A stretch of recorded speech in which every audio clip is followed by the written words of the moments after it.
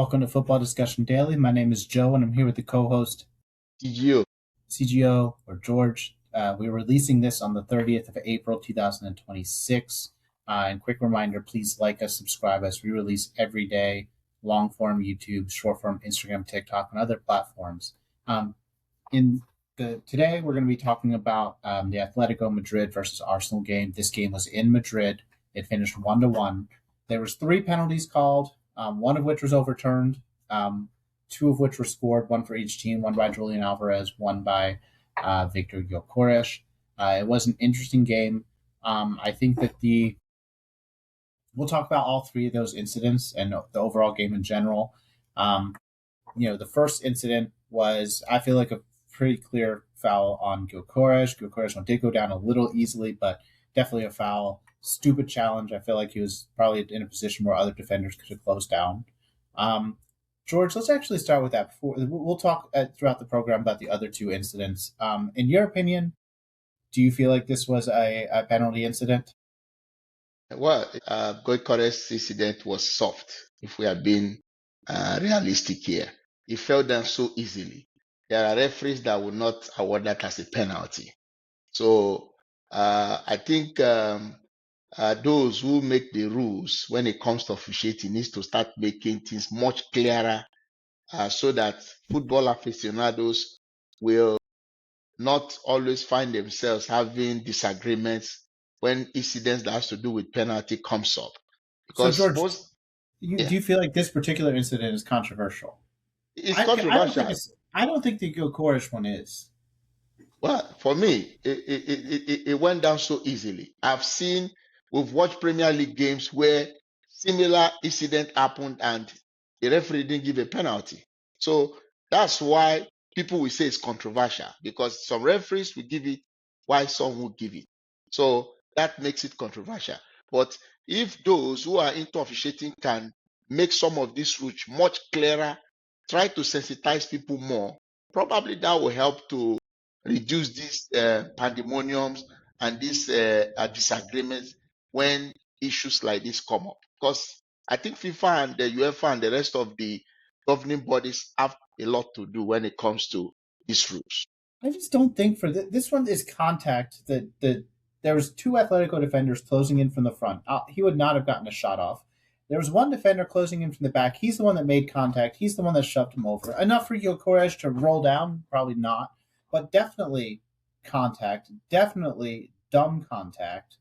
I just don't see for this one there being controversy with the Atletico defender is stupid. If I'm Simeone, publicly I might be blasting the refs, but privately I'm yelling at my player. There's no reason to make that challenge. It's just a personal. Joe, what you said is in line. What I'm saying is that there are referees that won't give that as a penalty.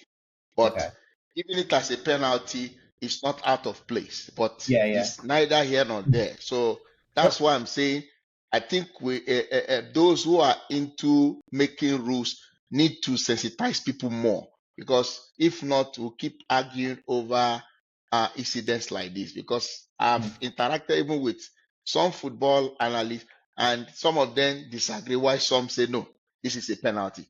In times of contact, there was contact. There's no doubt about it. Just that it wasn't that kind of a serious contact that should make a player to fall down so easily.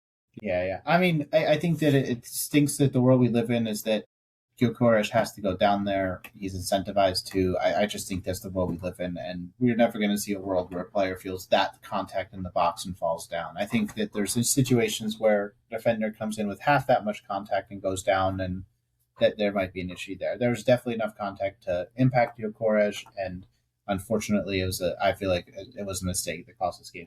George, let's talk about the second incident. This is the Julian Alvarez handball, or there was a handball that led to the Julian Alvarez penalty kick. This is a situation where there's a volley just outside the box, about 20 yards. It bounced off the defender's knee and up onto his arm. The defender was very close, within like about 5 yards away. It hits his arm and in the box, and the referee calls a penalty. I've been reading up on this, and the handball rule has changed so many times. This is a situation where I feel like there needs to be clarity on the handball rule and simplicity, because I didn't know this before today. There are different rules in the Champions League and in the Premier League. So in the Premier League, If a ball deflects off a defender and it hits the defender in the hand, that is not a penalty in the Premier League. And Yes. if in the Champions League it is, and apparently there's double the amount of handballs in the Champions League this season than the Premier League. I did not know that before today. So, as per the rules, my understanding is that this is a handball in the Champions League and not a handball in the Premier League. I think the Premier League rules make more sense. I don't think this should be a penalty, but rules are rules, and it's a penalty, and the ref made it right. George, what do you think about that? Do you agree? Yo, you've really explained it very well because most of our viewers will not understand this. Those of us who are so used to the Premier League will argue that this is not a penalty. But based on UEFA's rules, it is a penalty. But like you said, the one for the Premier League make more sense because that's more like an accidental foul.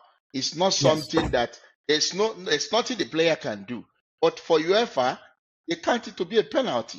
So I think people need to be educated on the rules, that there are rules that applies to UEFA Champions League and UEFA competitions that are not applicable when it comes to the Premier League. That's one thing. But I feel it would be nice if we can have some level of consistency in this rule so that it applies across all leagues and all UEFA and FIFA competitions and other federation competitions.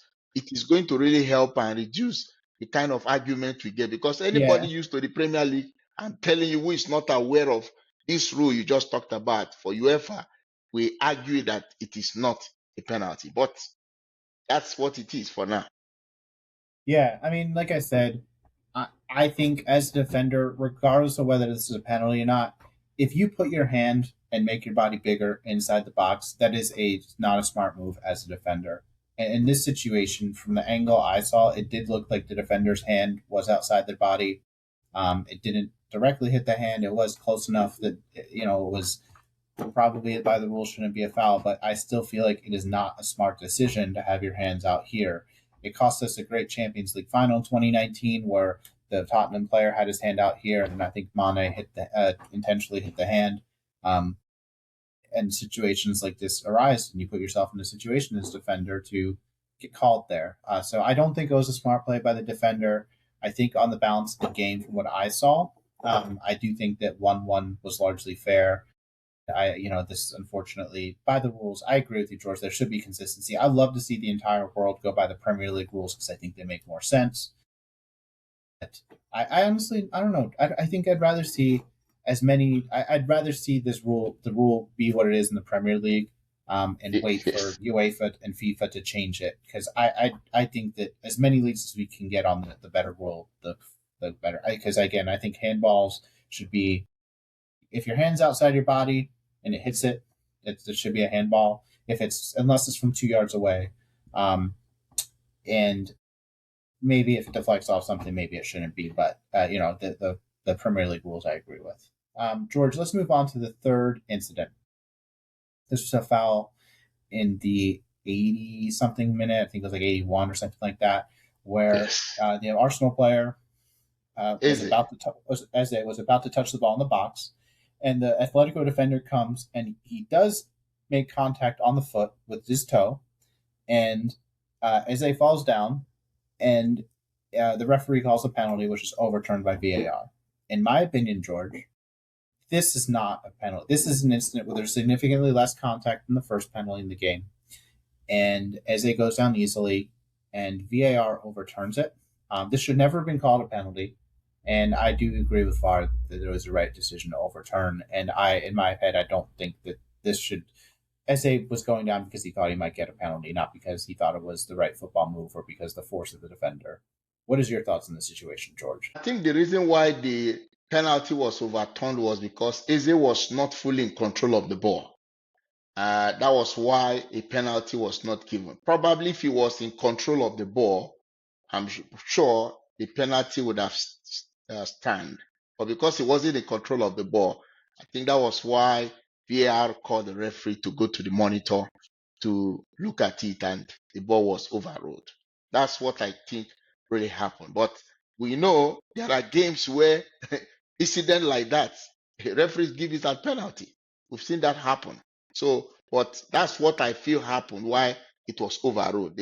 The analysis was Eze was not in control of the ball. That was why they didn't give it as penalty. That's my own understanding. Yeah. So anyway, there's George. Outside of the three penalty incidents, and I agree, there should be a lot less discussion about these in general. There should be clarity on rules. There should be more consistencies from refs. Let's move on. I hate that we're spending 10 of our 15 minutes here talking about just three penalty incidents. Outside of that, in the game, I did think that both teams played better, more exciting football than I thought they would. But obviously not quite as exciting as yesterday. I thought Atletico were probably on the average the better team, but I do think that they'll probably be disappointed not to go further up. There's an incident where Griezmann hit the crossbar, Yes. and there was other half chances here or there. That was the best chance outside of the penalties in the game. I think Atletico were probably disappointed that they didn't create more because it's going to be hard going back to London. On the balance of the game, do you feel like Arsenal the happier side based on the result? Arsenal will be happy with a draw in this game. The reason is because the way the Arsenal team played today, they look like a team that is suffering from fatigue. I I didn't see much from them in terms of performance. Uh, First half was not interesting. Uh, if you look at the penalty, Koikeres got came from nowhere. He just got the penalty, and that was how Arsenal was able to take the lead. Second half, Atletico came out in full force, and they were able to get the equalizer.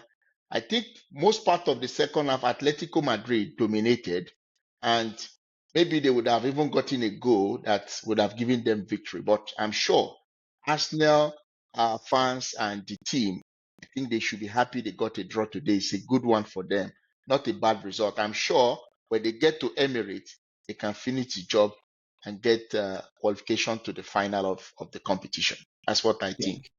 And one comment I'll make too is like it's not like both teams just play super conservatively. I think that tactically they did change it up throughout the match. I did see them trying to go through certain players. I did see substitutes change the game. I'm really looking forward to potentially even maybe watching this game on YouTube again. I mean maybe 2-3 months from now and saying like what are managers doing because both these managers are very tactical managers who are like looking at the spaces. I'm sure Arteta and Simeone both knew every single game the other team did this season and what they tended to do, where their vulnerabilities might be, what they haven't seen this season. And I could really see several different flux points in this game where, again, the one team tried to change tactics and the other team had a small period where they're trying to figure it out, figured it out, changed up, and reactive. So I thought that was really cool. Again, that's why the Champions League I think is a very unique opportunity to see that. You see it a lot more because the game is longer and there's a lot more opportunity for these managers to have a runway with different strategies here. So I thought that was really cool. Honestly, if you look at the game, you see that the game was very tactical. Defensively, both sides did very well because you notice there were some very wonderful blocks defenders in this game made. Uh, the opportunities you were thinking maybe the players would have scored, and then you see a defender come in, block that shot, and then they're able to save their team from conceding a goal. So the game was highly tactical, very defensive. We know it wasn't as exciting as the game between PSG and Bayern, but for me, it was just a fair game, and I think the draw. For me is fair enough for both sides because Yeah, I won't say this team outplayed the other, even though Atletico Madrid did much better in the second half than in the first half. So that's the way I see the game. George, quick question. Another thing that I noticed in the game, just wanted your perspective on this. I thought one of the weaker players on the pitch was Lookman. He's a Nigerian guy. I thought that he wasn't very good today. I'm bringing him up because he's Nigerian. I thought one of the stronger players. I thought Johnny Cordoso. I haven't had many opportunities to see him. He's American. I didn't realize. He's American. I thought he played very well for Atletico. What are your thoughts on Lookman as a player? I haven't really seen him too much since he left Everton. Is he a player who plays regularly for the Nigeria team, and how does he Of play for course, them? of course, he's one of the key players of the Nigerian national team. At the last AFCON, he was one of the uh, highly rated player at the AFCON. Even to the I think the last two AFCON, he has been very, very exceptional in his performance. I think in this game, I expected much from him. I think there was a time he had an opportunity of even scoring, but I think Raya was able to save the ball. I think in the second half of the game. In the first half, I think it was a bit. I didn't see much of him. Second half, at least we saw him try to do one or two things, and then he had one or two chances which he couldn't really convert. I won't say he had a bad game because if he had been very, very poor throughout the game, I'm sure Diego Simone would have pulled him out. Second half, he had a better game than first half. That's what I would say. But I expected more from him. I didn't see him take on defenders from the left flank like I've always seen him do. So he didn't play up to that top level that I've always known him to play at. Hopefully, maybe this return leg in London, maybe he will come out of his shell and put up a much better performance than what I saw today. Yeah, and of course, I mean, I also think Gabby Jesus had not have a good game for Arsenal, and I think that Lookman, from what I've seen in the past, I'm more likely to say this was probably just a bad game from him, and from what I've seen from Jesus the last year or two, I think this is more par for the course in terms of his performances. I don't think he's up to Arsenal's level anymore, which is a shame after his injury in his first season in his career at Man City, because I do think he did have the quality at past points in his career. I would say that I would assume that Lookman just had a bad game. So it's interesting. We'll definitely see. I think time will tell. Next week's game will be just as exciting, and I'm really excited to see what happens. George, what does this change what your perspective is? I think we both kind of thought before this tie that Arsenal would probably eke this tie out. Was the most likely outcome? Does this change your perspective on what this final will be? And second, does this change your perspective on both of these teams would be heavy underdogs against PSG or Bayern? Does either of those projections change for you based on today's result? An Arsenal team that has 13 match unbeaten record in this competition is not a team you take as an underdog. They've won 10 games in the Champions League this season and only drew three. So they are still Zero unbeaten. losses. Zero losses. Yeah. So without no loss. I don't think they are, I think they are the only team that has not lost a game. So such a team, you can never take them as an underdog because if Arsenal plays a Bayern in the final or PSG in the final, it's going to be a different kettle of fish. So nobody should ever underrate a team with this kind of record. So I'm not seeing them as any underdog. In fact, based on the record in the Champions League this season, sure they should be more seen as favorite to win the competition. That's the way I see it. I think PSG or Bayern would be heavy favorites against these guys. Again, I remember George throwback time, 2008, 2009 season, the Champions League final, Barcelona versus Manchester United. And Barcelona were thrown out as one of the best offenses, and it was thrown out as this battle as the best offense in the world versus the best defense in the world. It was not close. Final. Manchester United had a better first 10 minutes, and Ronaldo hit a great shot wide of the post. But after that, I think we are completely and utterly dominated, and I think Barcelona ended up winning 2-0. So it was again. I think that our I think Arsenal will speak it through next week, and I think that PSG or Bayern will win a very boring 1 or 2-0 final against them. I'm not worried about Arsenal defensively. I don't think, but I'm not sure that they can. I'm not sure that defensively the Bayern or PSG we saw yesterday is going to let up leave a goal or two against Arsenal. So I'd be worried about their ability to score on PSG and Bayern. So we'll see though. That's why they play the games, and I'll be watching. But I think PSG or Bayern will win. All right, George. Let me close out with our standard questions. Number one, first penalty incident. Was it a penalty for you?